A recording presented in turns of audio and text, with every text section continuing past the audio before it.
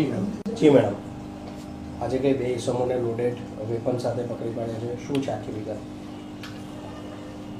આજે Fatehganj police station વિસ્તારની અંદર નવાયાર્ડ જે વિસ્તાર છે એમાં બે ઈસમો લોડેડ પિસ્તોલ સાથે આવનાર છે એવી બાતમી પીઆઈને મળતા જ પીઆઈએ પીએસઆઈ વસાવા અને સર્વેલન્સના માણસોને મોકલતા એ બંને ઈસમો લોડેડ પિસ્તોલ સાથે મળી આવેલ છે. મેડમ, કોઈ ક્રાઇમ કરવાના હતા કારણ કે લોડેડ પિસ્તોલ હતી એટલે કોઈ અંજામ આપવાના હતા કોઈ કાર્યવાહી?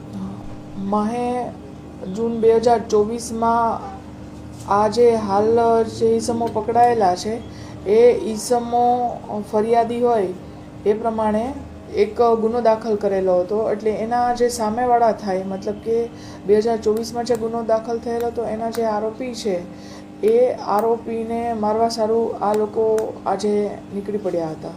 શું ગુનો દાખલ થયો હતો 2024માં? શું વિગત હતી? તે 207નો અને રાયોટિંગનો ગુનો દાખલ કરેલો હતો. કોના વિરુદ્ધમાં?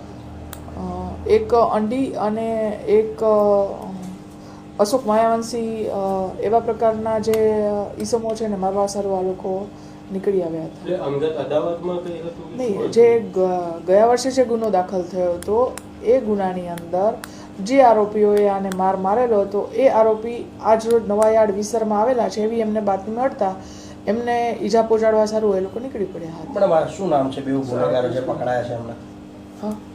શું નામ છે એમનું? એકનું નામ છે તન્મય જાદવ અને બીજાનું નામ છે સનીસિંહ. મેડમ, આ લોકો કઈ ગુનાહિત ઇતિહાસ કે ધરાવે છે એવું કંઈ ખરું? તન્મય જાદવનો મારામારીનો બનાવ છે. રિવોલ્વર ક્યાંથી લાવ્યા હતા, કોની પાસેથી મંગાવવામાં આવી હતી? એવું જણાવે છે કે હાલ મારા કાકા પાસેથી મેળવેલું હતું, પણ કાયદેસરની કાર્યવાહી કરવાનું કામ અને પૂછપરછ કરવાનું કામ ચાલુ છે. કેટલી બુલેટ સાથે હતી? ટોટલ બુલેટ્સ 7 હતી. મેડમ, આપ માનો છો કે એક બાજુ વડોદરાના કમિશનર આજે ગુનાખોરી છે તે ઓછા કરવાના પ્રયત્ન કરી રહ્યા છે, બીજી બાજુ આવા તત્વો વડોદરાને બદનામ કરવાનું કાવતરું કરી રહ્યા છે, કયા પ્રકારની કાર્યવાહી થશે? તો જ્યારે વડોદરા કમિશનર સાહેબ ગુનાખોરી ઓછું કરવાનું કામ કરીએ છે એના જ ભાગરૂપે પોલીસ એક્ટિવ થઈ અને આ પ્રિવેન્ટિંગ એક્શનના ભાગરૂપે આ કામ કરેલું છે અને કોઈ ગુનો બનતો અટકાવેલો છે. Okay done.